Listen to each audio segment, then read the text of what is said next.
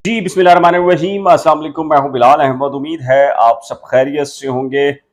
24 अक्टूबर यानी पीर का दिन पाकिस्तान की सियासत में बहुत अहमियत अख्तियार करने जा रहा है, क्योंकि इलेक्शन कमीशन ऑफ पाकिस्तान के 4 रुकनी बेंच ने मुतफिका तौर पर तोशा खाना रेफरेंस में साबिक सरबरा PTI इमरान खान को नाअहल करार दिया था और इमरान खान ने एक अपील दायर की है इस्लामाबाद हाई कोर्ट में, जिसकी समाअत होनी है कल यानी पीर के दिन। और क्या फैसला मुतवक्का है? आमतौर पर जब ट्रायल कोर्ट, इलेक्शन ट्रिब्यूनल या इलेक्शन कमीशन इस तरह के फैसले जारी करता है तो रिवायत क्या है? आला अदालतें पहली ही समाअत पर ऑर्डर को सस्पेंड किस हद तक करती हैं, इस पर थोड़ा सा बात करते हैं, फिर आपको बात बताएंगे जी कि अक्टूबर के आखिरी हफ्ते में, जैसे कि मैंने 10 दिन पहले भी ये कहा था कि बड़ी इंपॉर्टेंट डेवलपमेंट होने जा रही है और उसका बरह रास्त ताल्लुक होगा अगले महीने यानी कि नवंबर में जो कुछ होना है। और जो कुछ होना है वो आपको पता है कि जी इस बारे में अब तो ख्वाजा आसिफ साहब वजीर दिफा हैं, उन्होंने ये भी कह दिया है कि जी नए आर्मी चीफ की तकर्री नवंबर में होने जा रही है। मामला क्या है? और फिर ये जो मवाजना किया जा रहा है कि जी इमरान खान भी नायल हो गए, तो इसका मतलब है वो भी उसी सफ में शामिल हो गए जिस सफ में नवाज शरीफ थे। नवाज शरीफ को माइनस करने का जो फॉर्मूला था या इमरान खान को माइनस करने का फॉर्मूला है, इसमें बुनियादी फर्क क्या है? क्या जमीन आसमान का फर्क है या मामूली सा फर्क है? इस पर बात करते हैं, लेकिन इससे पहले इस्लामाबाद हाई कोर्ट पर बात कर लेते हैं कि जी आमतौर पर रिवायात क्या हैं, ये आपको बता देता हूं जी। लेकिन इसके लिए मैं पहले आपको इलेक्शन कमीशन ऑफ पाकिस्तान का जो चार रुकनी बेंच था, 36 सफात पर मुश्तमिल जो तहरीरी फैसला जारी किया है, उसमें जो 7 सवालात तरतीब दिए गए थे रेफरेंस में, जो स्पीकर की जानिब से भिजवाया गया था, और अपोजिशन यानी कि आसिफ अली जरदारी, शहबाज शरीफ, नवाज शरीफ, मौलाना फजलुर रहमान, बिलावल भुट्टो, इन सब की जो मुशावरत से इमरान खान को नाअहल करार देने का जो ये रेफरेंस था, इसमें जो 7 सवालात उठाए गए थे।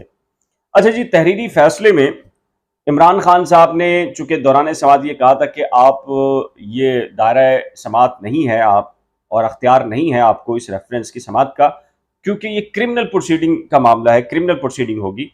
तो election commission of Pakistan election conduct ये रूल्स बनाने के लिए होता है, ना कि क्रिमिनल प्रोसीडिंग को स्टार्ट कर सके। तो उस पर इलेक्शन कमीशन ऑफ पाकिस्तान का जो 4 रुकनी बेंच है, उसने ये कहा है कि इलेक्शन कमीशन का अख्तियार है कि इलेक्शन कमीशन 120 दिन बाद भी असासों के गोशवारों में गलत मालूमात देने या छुपाने और झूठे डिक्लेरेशन पर कार्रवाई कर सकता है। जी हाँ, इलेक्शन कमीशन ने अपने फैसले में सुप्रीम कोर्ट के हवाले जो दिए थे इमरान खान ने, उस सिलसिले में जवाब यानी कि इमरान खान का था, उसको मुस्तरद किया है और ये कहा है कि इमरान खान ने खुद तस्लीम किया कि उन्होंने 10 करोड़ रुपए मालियत के तहाइफ 2 करोड़ 15 हजार रुपए खरीदे।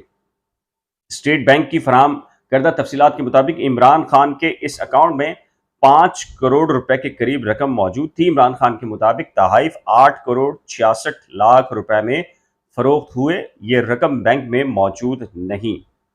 ये तो है जो जाहिर है कि इलेक्शन कमीशन का मौक़िफ़ था, उस तरफ से इमरान खान का मौक़िफ़ था। लेकिन आमतौर पे जब भी इलेक्शन ट्रिब्यूनल का मामला हो, ट्रायल कोर्ट हो या फिर इलेक्शन कमीशन इस तरह का मामला करती है और आला अदालतों में वो चैलेंज होता है, तो पहली ही समाअत बड़ी इंपॉर्टेंट होती है। देखिए, सेकंड, थर्ड, फोर्थ हियरिंग का मतलब ये होता है कि लास्ट हियरिंग पर जो कुछ भी होगा वो आगे जाकर होगा। स्टे ऑर्डर बड़ा इंपॉर्टेंट होता है पहली हियरिंग पर। इसीलिए जो मंझे हुए वकील होते हैं वो केस पर जितना फोकस करते हैं, उसका आधा जो फोकस होता है वो पहली हियरिंग पर होता है, क्योंकि पहली हियरिंग पर आपने जिस ऑर्डर के थ्रू, नोटिफिकेशन के थ्रू, लेटर के थ्रू आप मुतासिर होते हैं या मुतासरा होते हैं, आप उसको सस्पेंड कराना आपका जो है वो सबसे अहम टारगेट होता है पहली समाअत पर। और चूंकि मैं 18 साल से कोर्ट रिपोर्टिंग कर रहा हूँ, हाई कोर्ट, सुप्रीम कोर्ट, इसीलिए जो ट्रायल कोर्ट्स के फैसले हों, नोटिफिकेशंस हों, इदारे के मामलात हों, सब कुछ इंपॉर्टेंट होता है पहली समाअत। इसलिए अब इमरान खान साहब की जो लीगल टीम है वो किस कदर तैयार है, वो तो जो अली जफर साहब है वो तो कहते हैं जी हम पूरी तैयारी के साथ हैं और पहली समाअत पर हम चाहेंगे कि ये कलअदम हो, लेकिन कलअदम नहीं तो कम से कम स्टे तो मिल जाए। स्टे बहुत इंपॉर्टेंट होता है। देखिए, स्टे का मतलब ये होगा कि इमरान खान के को मियाँ वाली की सीट जो है डी सीट करना है, वो नोटिफिकेशन रुक जाएगा। 6 सीट्स के ऊपर जो नोटिफिकेशन आना है इमरान खान साहब की कामयाबी का, वो जारी हो जाएगा। फिर इमरान खान साहब की पोजीशन रिस्टोर हो जाएगी।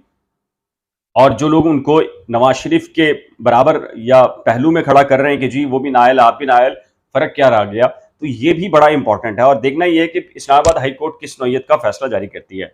अब बात करते हैं अक्टूबर का आखिरी हफ्ता। अक्टूबर के आखिरी हफ्ते में मैं 10 दिन से ही कह रहा हूं कि बहुत इंपॉर्टेंट होगा और 26 तारीख बड़ी इंपॉर्टेंट होगी। और क्योंकि इमरान खान 26 ही को सारी चीजें फाइनलाइज करनी है और इसका जो बस एक कह लीजिए कि ऐलान रहना बाकी होगा वो जुम्मे के दिन हो जाएगा और उसमें वो लॉन्ग मार्च की तरफ जा रहे हैं।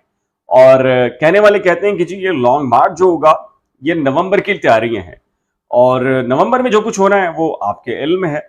तो नवंबर के अंदर आपको पता है कि जी नए आर्मी चीफ की तकर्री है, इसीलिए जो ना सिर्फ पाकिस्तान तहरीक इंसाफ के कारकुनान, एक आम सियासी जो कारकुन है, ख्वाह वो कराची से ताल्लुक़ रखता है, रावलपिंडी से, इस्लामाबाद से, लाहौर से, KPK से, बलूचिस्तान से, व किसी भी मुल्क के शहर से ताल्लुक़ रखता है, वो महसूस कर रहा है कि जी पाकिस्तान में जो ख़ासकर जो अक्टूबर, नवंबर, दिसंबर के महीने होते हैं और जब भी 3 साल के बाद इस तरह का मामला आता है तकर्री का, तो हमने माजी के अंदर भी ऐसी ही चीज़ों को देखा है। तो बड़ा इंपॉर्टेंट है जी कि नवंबर में क्या होता है, क्या इमरान खान साहब लॉन्ग मार्च करके जो नाम आएंगे उसमें कोई रियायत चाहते हैं या चाहते हैं कि जो जो शहबाज शरीफ या नवाज शरीफ को NRO देने के लिए लोग हैं वो ना आ पाए, क्या मामला होगा। बड़ा ही गेम जो है ना वो दिलचस्प मरहले के अंदर दाखिल हो चुका है। तो कल बहुत इंपॉर्टेंट दिन है, तो कल देखते हैं जी क्या होता है इस सिलसिले में। आप क्या समझते हैं कि क्या होगा?